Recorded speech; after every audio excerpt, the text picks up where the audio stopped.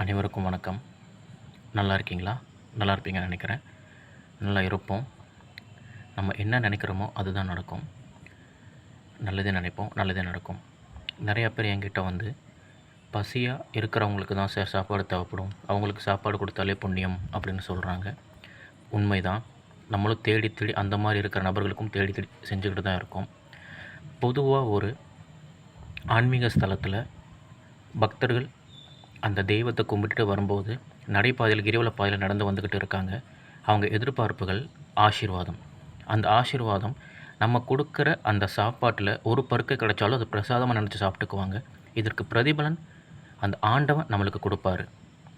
இது வந்து நம்ம பிரசாதம் கொடுக்கறது மாதிரி நம்ம வயிற்று பசியாக இருக்கிறவங்களுக்கும் தேடி தேடி செஞ்சுக்கிட்டு தான் இருக்கோம்.